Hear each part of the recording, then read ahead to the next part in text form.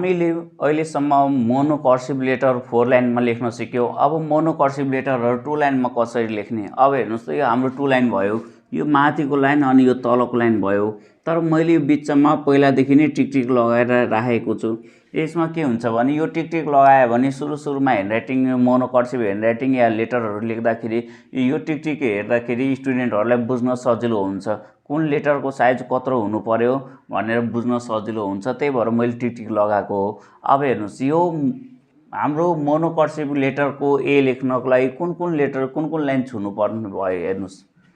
यहाँदेखि के गर्नुस् यो हेर्नु दुईटा लाइन भयो हाम्रो। यो दुईटा लाइनको बीच हेर्नुस् यो यसको टिक लगाएको र तलको लाइनको बीचमा हाम्रो ए लेख्नु पर्ने हुन्छ।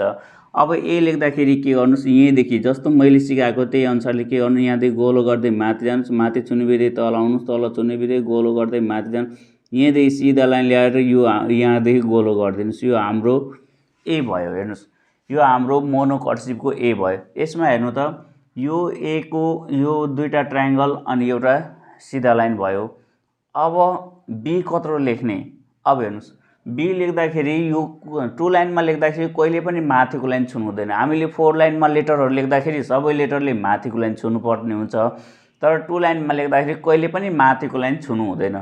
2 लाइनमा कहिले पनि माथिको लाइन छुनु हुँदैन। अब हेर्नुस् यो हाम्रो ए भयो। अब बी लेख्दाखेरि हेर्नुस् हामीले के गरे थियो हल्का माथि कर्व बी को टाउकोमा हल्का कर्व अनि सिधा तलतिर ल्याथ्यो। अब त्यस्तै सेम टु सेम अब हेर्नु यहाँ माथिको लाइन नछुनुस्, यहाँदेखि हल्का मात्रै कर्व गरेर सिधा तलतिर ल्याउनुस्। अनि हेर्नुस् यो भइसकेपछि ए को बडी र बी को बडी बराबरी हुनुपर्छ। अब हेर्नुस् यो टिक लगाएको र तलको बीचमा हेर्नुस् यहाँदेखि फेरि के गर्नु गोलो गर्दै माथि यहाँदेखि गोलो गर्दै आर भयो। हेर्नु यो माथिबाट आर भयो। अब ए को जत्रै आर पनि हुनु पर्यो। अब के गर्नुस् यहाँदेखि गोलो गर्दै तल ल्याउनु, गोलो गर्दै तल ल्याउनु, तल छुने बित्तिकै गोलो गर्दै हेर्नु यो बी भयो। हेर्नुस् यो हाम्रो 4 लाइनमा पनि बी मा हेर्नु त यो दुईटा ट्रायंगल एउटा सिधा लाइन भएको थियो। अब हेर्नुस् यो ए को बडी जत्रै बी को बडी पनि हुनु पर्यो। ओभल शेपको हुनु पर्यो। अलि मोटो हुनु भएन तर ओभल शेपको हुनु पर्यो। ए को बडी र बी को बडी बराबरी हुनु पर्यो। अनि यो टाउको माथि हल्का माथि जानु पर्यो तर माथिको लाइन छुनु भएन। 2 लाइनमा कहिले पनि माथिको लाइन छुनु हुँदैन। अब हेर्नुस् यो हाम्रो ए भयो, यो बी भयो। अब सी लेख्दाखेरि के गर्नुस् यहीँदेखि हेर्नुस् यहीँदेखि गोलो गर्दै माथि जानुस्, गोलो गर्दै तल ल्याउनुस्, फेरि गोलो गर्दै माथि जानुस्। जस्तै हामीले 4 लाइनमा लेखेको थियौं त्यस्तै सेम टु सेम त्यस्तै 2 लाइनमा पनि लेख्ने हो। अब हेर्नुस् ए को बडी जत्रो छ बी को बडी पनि सेम हुनु भयो। तर यसको हेर्नु त यो बी को बडी गोलो जति ओभल शेपको छ त्यत्रै बी को बडी जत्रै सी पनि हुनु पर्यो। टाउकोहरु सब माथिको टाउकोहरु सब बराबरी हुनु पर्यो। बडीहरु सब बराबरी हुनु पर्यो। अब हेर्नुस् ए बी सी भयो। अब डी लेख्दाखेरि हामीले के गरेको थियौं ए पहिला हामीले ए बनाएको थियौं। ल हेर्नुस् ए लेख्दाखेरि गोलो गर्दै माथि जानु, गोलो गर्दै तल ल्याउनु, फेरि यहीँदेखि गोलो गर्दै माथि हेर्नुस् यो हाम्रो ए भयो। यहाँदेखि गोलो गरेको थियो हामीले, यहाँ ए यसमा गोलो हुन्छ। अनि माथिबाट के गर्नुस् हल्का यहाँ कर्व यहाँदेखि सिधा लाइन तलतिर जानु। हेर्नु त हाम्रो डी भयो। हाम्रो यही ए बाट डी पनि बन्यो। अब डी को हेर्नु यो माथिको टाउको बराबरी, बडी पनि बराबरी हुनुपर्छ, सबैको बडी बराबरी हुनु पर्यो। अब डी लेखेपछि अब के लेख्नु पर्ने हुन्छ सी। सी पहिलाको जस्तै सी यहाँदेखि हल्का गोलो गर्दै माथि जानुस्, यहाँदेखि सिधा ल्याउनु, थोरै गोलो गर्दै माथि। अब यसको टाउकोमा मैले भित्रतिर मुख मोड्न भनेको थिएँ। अब हामीले 2 लाइनमा लेख्दाखेरि ए भयो, बी सी डी ई सम्म भयो। यो पहिला हामीले सिकेकै थियौ त्यही भएर मैले अलि स्पिड नै गर्दिएको अलि। अब हेर्नुस् यो A B C D E भइसकेपछि एफ लेख्दाखेरि के गर्नुस् यसको सबैको टाउको बराबरी। यहाँदेखि हल्का मात्रै कर्व गरेर सिधा माथि जानु, यहाँदेखि सिधा ल्याउनुस्, गोलो गर्दै तल ल्याउनुस्। अनि बीच यहाँदेखि हल्का मात्रै कर्व गरिदिनुस्, थोरै बाङ्गो गरिदिनुस्, थोरै बाङ्गो अनि यहाँ बीचमा क्रस गरिदिनुस्। हेर्नु यो हाम्रो एफ भयो। यो एफ भइसकेपछि अब हेर्नुस्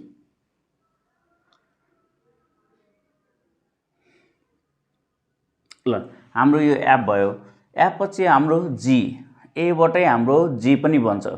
अब जी लेख्दाखेरि के गर्नुस् भने यहाँदेखि हेर्नुस् पहिला ए यहाँदेखि गोलो गर्दै माथि जानुस्, गोलो गर्दै तल ल्याउनुस्, फेरि गोलो गर्दै माथि, यहाँदेखि सिधा लाइन, यहीँदेखि सिधा लाइन तलतिर, लास्ट लाइन भन्दा थोरै गोलो गर्दै माथि। हेर्नु लास्ट लाइनमा थोरै गोलो गर्दै माथि। हाम्रो यो जी भयो। जीमा पनि हेर्नुहोस् त दुईटा ट्रायङ्गल एउटा सिधा लाइन हाम्रो ABCDEFG सम्म भइसक्यो। अब एच कसरी लेख्ने 4 लाइनमा। अब हेर्नुहोस् माथि हामीले 4 लाइनमा हल्का मात्रै कर्भ गरेको थियौँ, यहाँदेखि थोरै कर्भ गर्नुहोस्, सिधा तल्लोतिर ल्याउनुहोस्, हल्का मात्रै कर्भ गर्नुहोस्, सिधा तल्लोतिर ल्याउनुहोस्। अनि यो हेर्नु यो टिकटिक लाएको र तलको भाग, यो टिकटिक लाएको र तलको भागको बिचदेखि के गर्नुहोस्, यहाँदेखि गोलो गर्दै माथि जानुहोस्। हेर्नु आर भयो। हेर्नु त यो सबैको बडीहरू जति पनि ओभल सेपको छ सबैको बराबरी हुनुपर्ने भयो।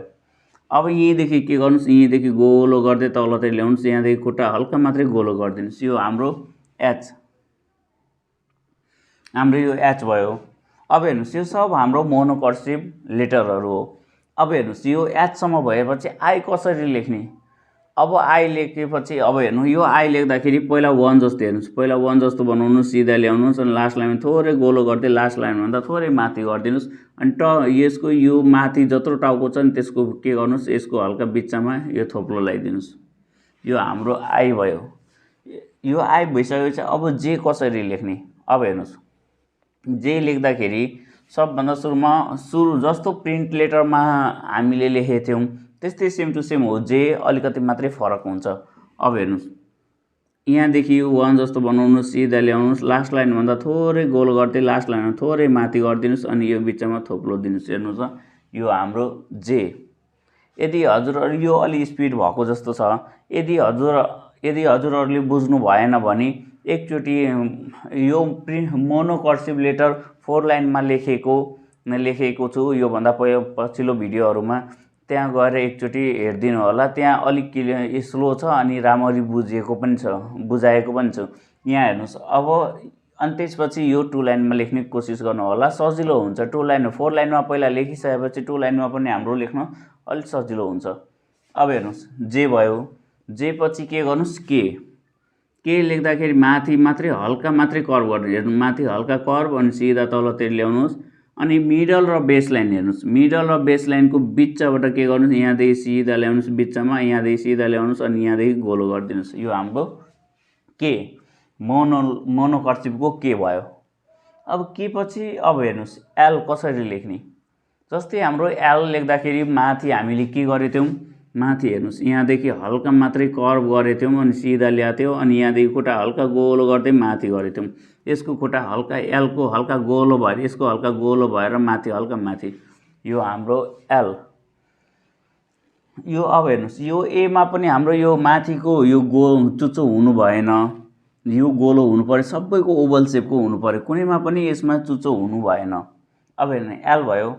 एल पछि हाम्रो एम लेख्दाखेरि योभन्दा पछिल्लो भिडियोहरूमा बुझाएकै थिएँ, त्यही भएर सजिलो हुन्छ लेख्न।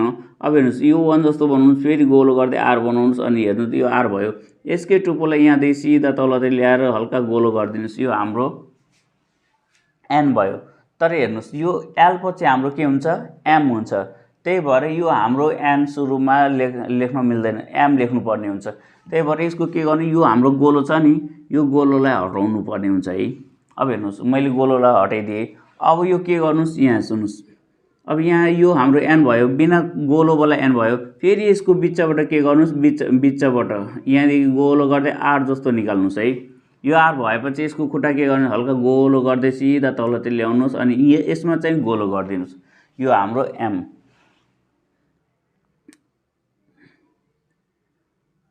ल यो हाम्रो एम भयो। तर यो एममा हेर्नु त कतिवटा ट्रायङ्गल देखिएको छ। यो एममा हेर्नुहोस् 2टा ट्रायङ्गल छ, ट्रायङ्गल जस्तो देखिएको छ, त्यही अनुसारले यो 2टा ट्रायङ्गल अनि 3टा सिधा लाइन भयो।